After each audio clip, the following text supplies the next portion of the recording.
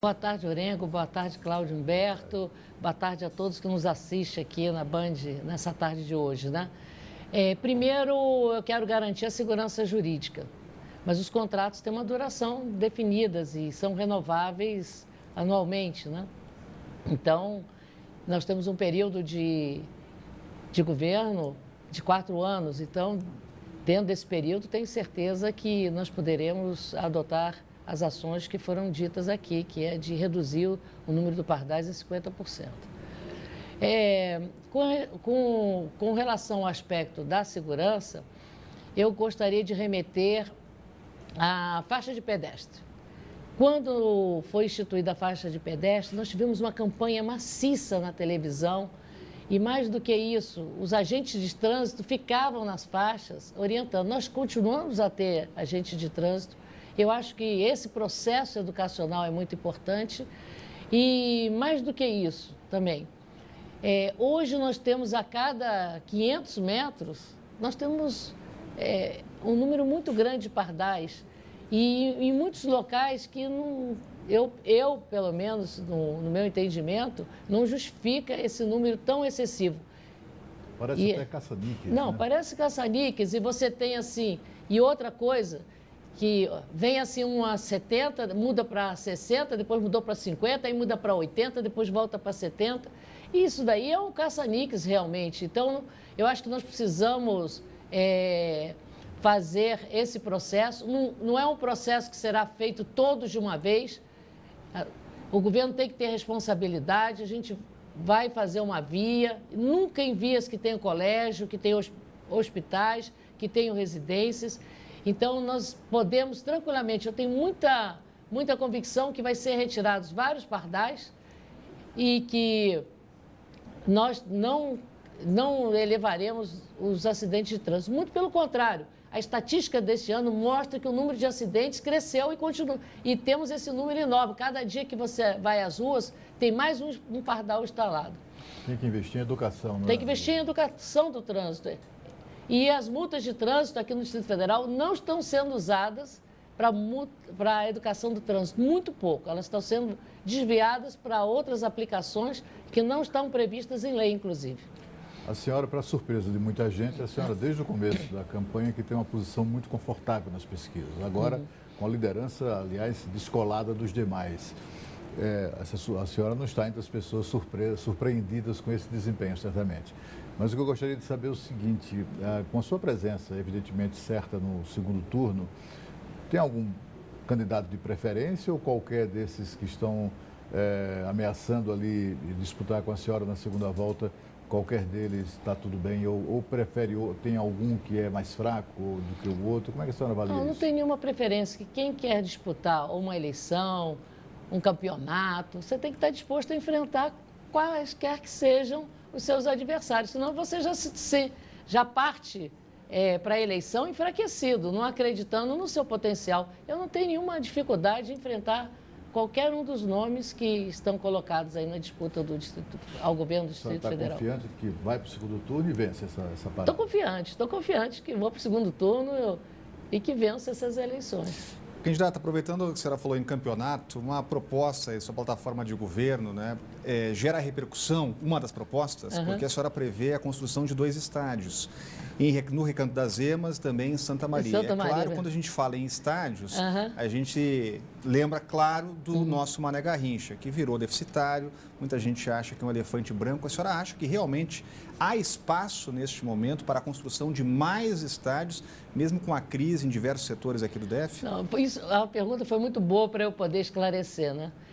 Na verdade, a definição, quando você tem um campo de futebol cercado com arquibancada e vestiário, é um estádio. Eu só não imaginava que as pessoas iam entender que é um estádio do porte do Mané Garrincha. Na verdade, vamos chamar assim, é um centro esportivo, que você tem um campo ali, como tem em Sobradinho, tem em Planaltina, tem na Ceilândia, Samambaia, tem no Paranoá, tem em Braslândia, e essas 2 cidades não têm esse equipamento. E o Ministério dos Esportes tem uma rubrica específica para a construção desse tipo de equipamento. Então, nós nem usaríamos nenhuma verba, não gastaríamos nada aqui do Distrito Federal. São 2 rubricas específicas do Ministério do Esporte para essa construção. Nesse centro esportivo ou estádio, que não vai custar mais do que R$900 mil, mas com rubrica específica. Não pode ser gasta em outra coisa. E digo mais ainda, no Distrito Federal tem a Lei 950, que diz que os governantes têm que prover as cidades de equipamentos para práticas esportivas. E como secretária de Desenvolvimento Social, eu vi como era importante você ter esses espaços para que a juventude, em especial, pudesse ter uma prática sadia para não ficar à toa na rua e sendo presa fácil para o caminho das drogas. Então, olha, não é dinheiro do Distrito Federal, só pode ser usado nisso, e são duas cidades que merecem também receber equipamentos públicos, como esse centro, vamos dizer, centro esportivo ou estádio, né? Eu estou até mudando o nome, assim, porque eu vi depois que as pessoas só conseguem imaginar. O estrago da corrupção foi tão grande, Cláudio Bessa, que hoje, quando você tem que pensar nas palavras que você vai falar, porque as pessoas só têm uma visão daquele estádio monumental com 80 mil lugares. Só pensam no pior, né? Só pensam no pior. Mas a senhora, o seu grupo, o grupo que a apoia politicamente, foi responsável pela introdução, pela implantação do metrô aqui no Distrito Federal.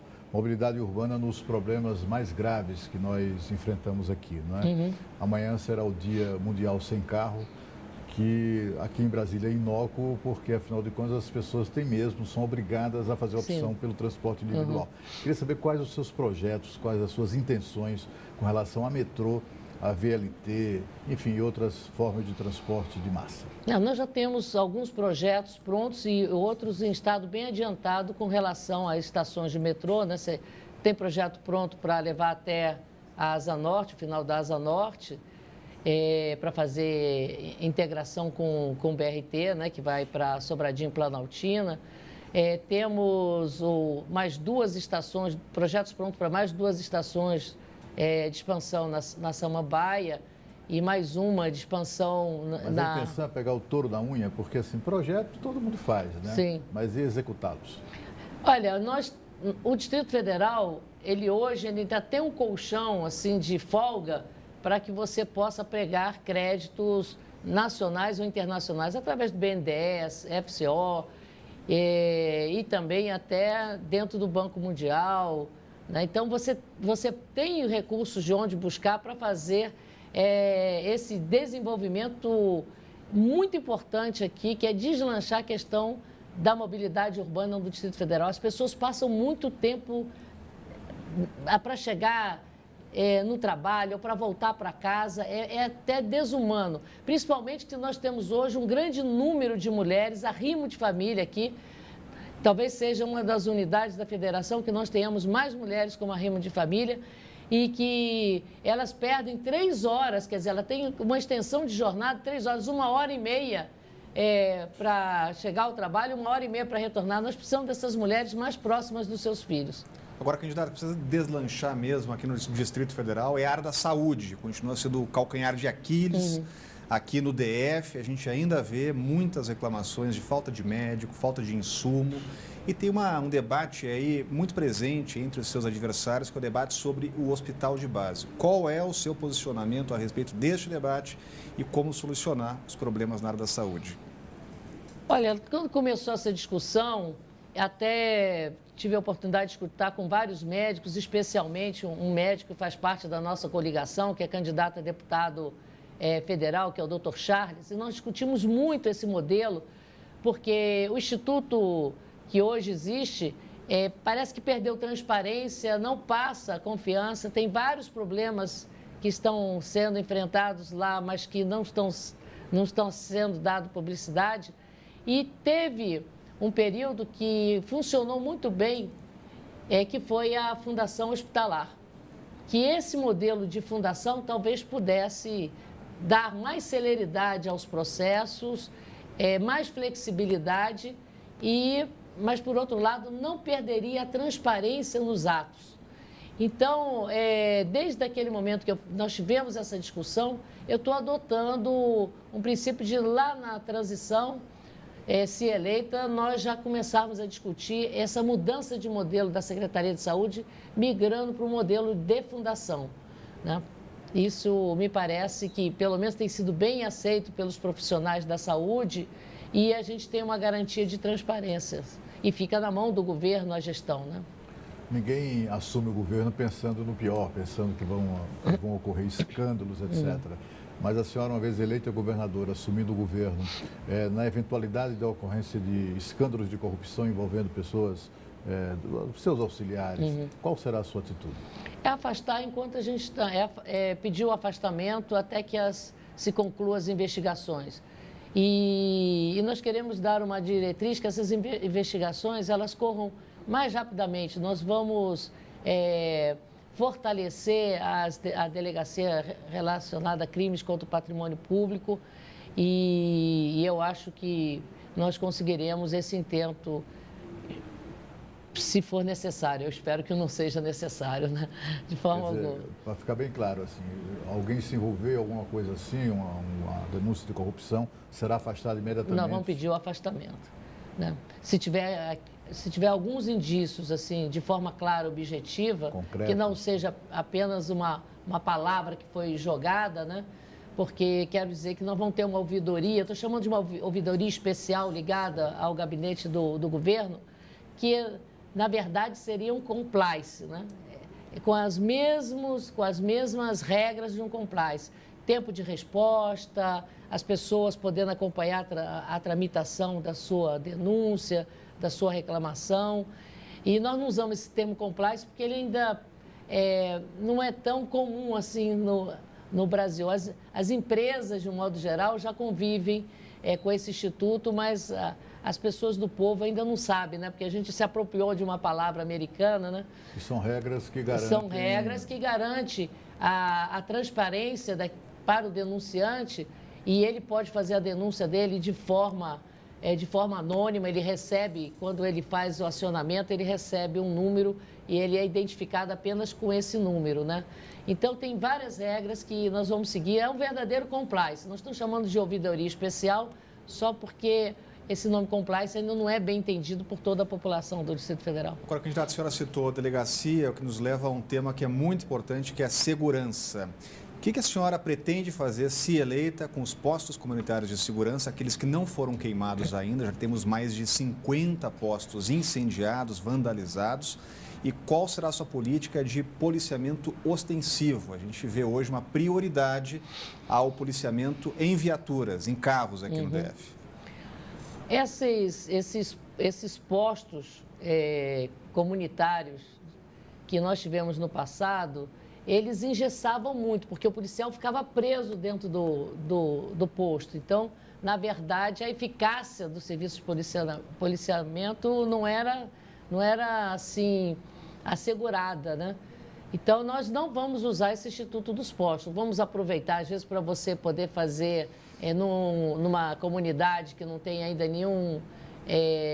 o Estado ainda não chegou, colocar aquele posto ali para fazer um posto de atendimento, de informação, mudar o objetivo desse posto, né?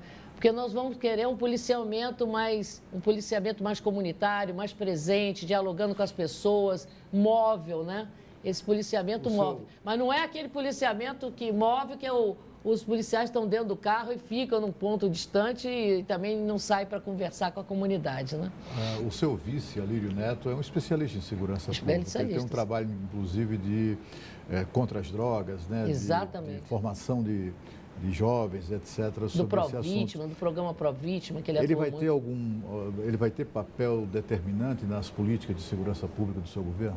Candidato, desculpa interromper, a senhora tem mais um minuto pelo nosso tempo, pode responder e se dirigir também aos nossos ouvintes para as considerações finais. O meu vice Alírio está preparado para qualquer situação. Eu quero dividir com ele as ações de governo. Ele não vai ficar concentrado apenas na segurança, né? Nós vamos dividir, assim, porque tem muitas demandas e eu acho que tem dado certo, igual nós estamos fazendo na campanha, enquanto um vai para um lado, o outro vai para o outro.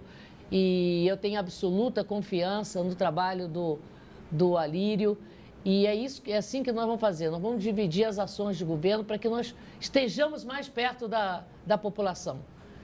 Isso é extremamente importante. Agora, é óbvio que por vir de uma corporação, de uma instituição ligada à segurança pública, Eu vou ouvi-lo bastante, né, no sentido de nós podermos organizar a questão de segurança no Distrito Federal, que hoje tem reclames muito grandes, delegacias fechadas, delegacias que funcionam só parcialmente. Nós vamos atacar essa situação.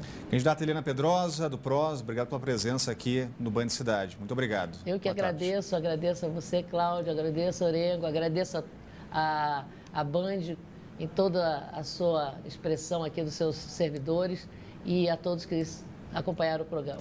Obrigado, candidata. Olha, a seguir, PM divulga esquema de segurança nas eleições. O Band Cidade está voltando já.